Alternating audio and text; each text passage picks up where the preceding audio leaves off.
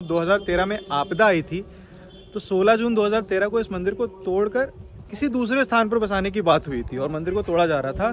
तो जब ये काम हुआ है उसके कुछ घंटे बाद ही केदारनाथ में आपदा आई थी। 6 महीने जब केदार बाबा के कपाट बंद रहते हैं तो उनकी डोली यहीं पर रहती है और जब ओपनिंग सेरेमनी अप्रैल में होगी तो यहाँ से डोली ऊपर जाती है मंदिर में और मंदिर में रखी जाती है, तब जाके मंदिर ओपन होता है। तो भैया तुंगनाथ महादेव के दर्शन तो हम आपको नहीं करवा पाए, लेकिन लेकर आए दर्शन कराने आपको केदार बाबा के। तो अभी हम लोग आ चुके हैं ऊखीमठ और 6 महीने जब केदार बाबा के कपाट बंद रहते हैं तो उनकी डोली यहीं पर रहती है।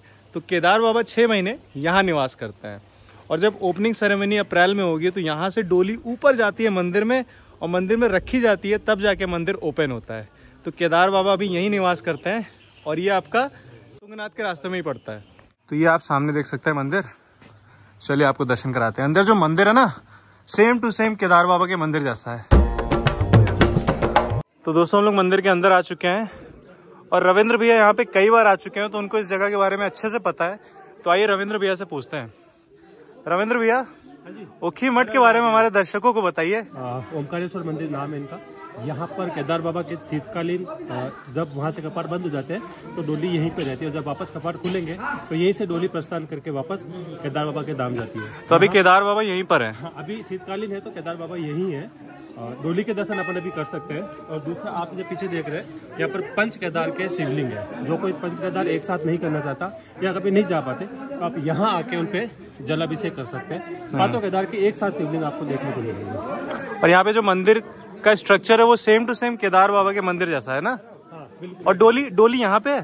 डोली अंदर है। अच्छा, वहाँ। और हाँ, एक और बात, यहाँ पर आपको अंदर एक मंडप देखने को मिलेगा।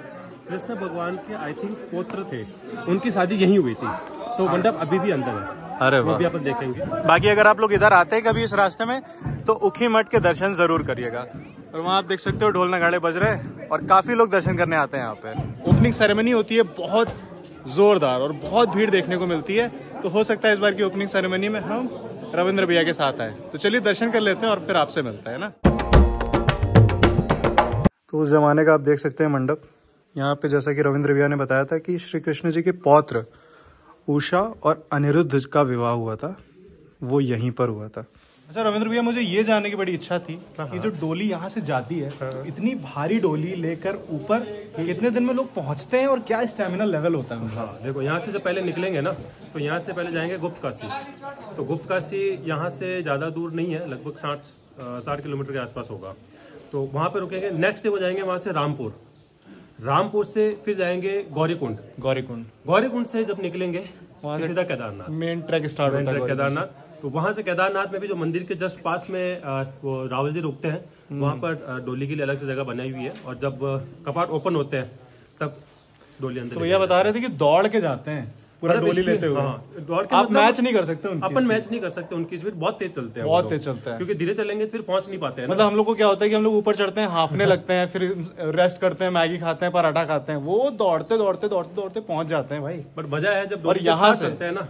हाँ जितना भी तो इस बार का हमारा प्लान है ओपनिंग सेरेमनी अटेंड करने का और हो सकता है हम लोग ऊखीमठ आए। ऊखीमठ जब ओपनिंग सेरेमनी होती है केदार बाबा की तो यहाँ इतनी भीड़ रहती है और क्या माहौल रहता है ना, मजा आ जाता है। मैंने वीडियोस में देखा है माहौल रहता है। और आज पहली बार सौभाग्य हुआ ऊखीमठ आने का, तो ओपनिंग सेरेमनी में भी आने की पूरी कोशिश करेंगे। मैं और सौरभ भाई साथ है। आप लोग भी ज्वाइन करना चाहते हैं तो डिटेल हम जल्दी शेयर कर लेंगे आपको। एक बार ओपनिंग डेट आने देते हैं, महाशिवरात्रि को ही अनाउंस हो जाएगा। जो भी ज्वाइन करना चाहते हैं कर सकते हैं। Stay tuned. हर हर महादेव। हर हर महादेव। तो फाइनली दोस्तों अभी हम लोग आ चुके हैं रुद्रप्रयाग। जाते वक्त तो हम लोग यहाँ के दर्शन नहीं कर पाए थे, लेकिन वापसी में अभी यहाँ पे आ चुके हैं एक बार फिर से। और ये भी आपके पंचप्रयाग में से एक है। आपको याद होगा जाते वक्त हम लोग देवप्रयाग पे रुके थे, जहाँ पे हम लोगों ने दिखाया था भागीरथी और अलकनंदा का संगम।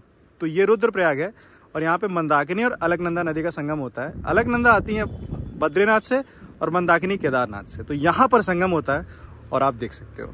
तो मेक श्योर अगर आप इस रास्ते में आ रहे हो केदारनाथ या तुंगनाथ के रास्ते में तो रुद्रप्रयाग के लिए जरूर रुकना। एक तो देवप्रयाग जहाँ पर भागीरथी और अलकनंदा नदी का संगम होता है, और एक आपका रुद्रप्रयाग जहाँ पर मंदाकिनी और अलकनंदा नदी का संगम होता है। भागीरथी और अलकनंदा, मंदाकिनी और अलकनंदा। अलकनंदा हमेशा याद रखना क्योंकि अलकनंदा के साथ ही 5 नदी जुड़ती है, तो आपको याद हो जाएगा। सभी बहुत ज्यादा एक्साइटेड है यहाँ के सब थक चुके हैं बेचारे। तो अभी दोस्तों आज के दिन की हम अपनी आखिरी लोकेशन पे आ चुके हैं, जो कि है माँ धारी देवी मंदिर। और इस मंदिर के पीछे बहुत बड़ी कहानी है जो कि केदारनाथ आपदा से जुड़ी हुई है। तो वो चलो मंदिर के अंदर लेकर चलते हैं आपको और फिर बताते हैं। और एंट्रेंस आप देख सकते हैं कितना ज़्यादा खूबसूरत मंदिर है और ये अलकनंदा नदी के बीचों बीच स्थित है। तो दोस्तों माँ धारी देवी को उत्तराखंड के 4 धाम का रक्षक माना जाता है और ऐसा कहा जाता है कि जब 2013 में आपदा आई थी तो 16 जून 2013 को इस मंदिर को तोड़कर किसी दूसरे स्थान पर बसाने की बात हुई थी और मंदिर को तोड़ा जा रहा था। तो जब ये काम हुआ है उसके कुछ घंटे बाद ही केदारनाथ में आपदा आई थी, ऐसा लोग कहते हैं और ऐसी कहानी बहुत ज़्यादा प्रचलित है। आप लोग गूगल में भी सर्च कर सकते हैं। मंदिर तक जाने के लिए ये देखिए बीचों बीच एक पुल बना हुआ है, अलकनंदा नदी और खूबसूरत ये वादियाँ। तो जो शिला हटाई गई थी उसकी स्थापना कल है ना, कल स्थापना, इसके चलते यहाँ पे अभी अलाउ नहीं कर रहे हैं अंदर जाना या शूट करना, तो कह रहे हैं कल आना। तो कल तो हम लोग नहीं आ पाएंगे लेकिन दर्शन कर लिए। किस्मत में था, भाग्य में था। अभी हम लोग अलकनंदा नदी के बीचों बीच खड़े हुए हैं। तो ग्रीन कलर का वाटर है भाई और सामने एक ब्रिज दिया हुआ है और ये है कुछ ऐसा अंदर से। ये देखिए ठग्स लाइफ।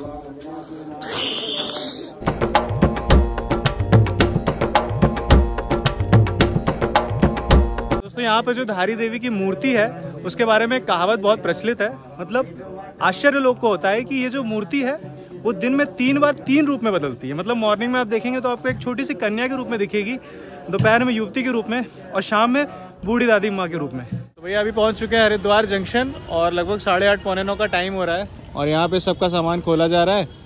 और वैसे तो मेरी ट्रेन थी कल 28 जनवरी की, लेकिन आज 27 जनवरी का रिजर्वेशन करवा लिया और वेटिंग लिस्ट था, लेकिन अभी कंफर्म हो चुका है। तो 2 घंटे बाद मेरी भी ट्रेन है 10:15 बजे की।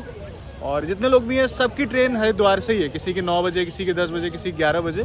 तो आज निकलेंगे यहाँ से और कल सुबह मॉर्निंग में पहुँच जाएंगे प्रयागराज। टाइम आ गया सबसे विदा लेने का।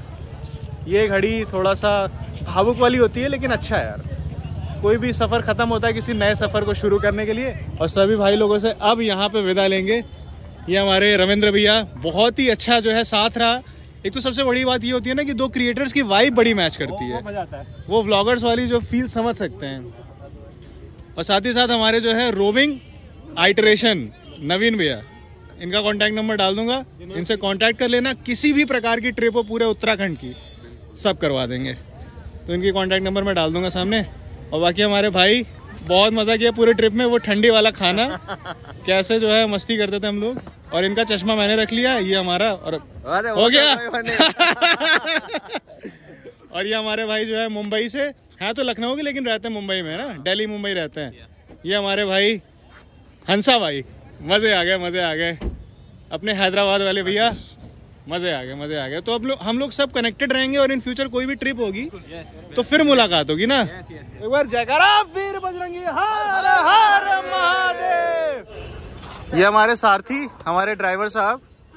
और मज़ा आ गया रास्ते भर में, इन्होंने जो प्यारी प्यारी शब्द बोले हैं भाई। कैसी गाड़ी चलाते हैं लोग यहाँ हरिद्वार में, मज़े आते हैं। लेकिन बहुत ही अच्छा साथ रहा। गाड़ी पंचर हो गई, एडवेंचर हो गया, बर्फबारी हो गई, स्टेफनी जो है चेंज किया वो भी पंचर निकली, फिर गए बेचारे नीचे बनवाने। स्ट्रगल रहा लेकिन मज़ा आया। अंत भला तो सब भला। महादेव ने जर्नी अच्छे से एंड करवा के यहाँ पहुँचा दिया, वो बड़ी बात है। तो फाइनली दोस्तों हम लोग आ चुके हैं प्रयागराज वापस और लगभग 10:30 बजे प्रयाग जंक्शन पहुँचा मैं वहाँ पे। और वहाँ से ई रिक्शा कर रहा था तो बोला कि भैया रिजर्व में लेके चलेंगे प्रयाग जंक्शन से अल्लाहपुर के लिए, 100 रुपये लेंगे। हम कहा चलो ठीक है रिजर्व में ले चलो। उसके बाद रिजर्व बोल के फिर 4 लोग को बैठाने लगा। हमका यही का मैटर है। हमका ईसा भाई जो है रिजर्व का मतलब शायद आपको पता नहीं होगा, लेकिन ऐसा नहीं होता। मैं कहा ठीक है कोई दिक्कत नहीं है, हम ई रिक्शा से नहीं जाएंगे, हम चाचा के साथ जाएंगे रिक्शा में बैठ के।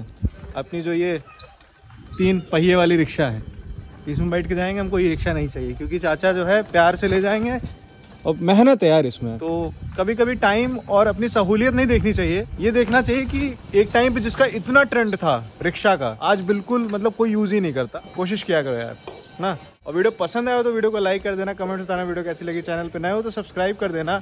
इस व्लॉग में हमने आपको दर्शन कराए ऊखीमठ में केदार बाबा के, धारी देवी मंदिर के, देवप्रयाग के, रुद्रप्रयाग के और चोपटा जो कि मिनी स्विट्ज़रलैंड कहा जाता है उत्तराखंड का, उसके दर्शन कराए अपने अंदाज में। और उम्मीद है वीडियो पसंद आया ही होगा। तब तक के लिए take care, bye bye, see you.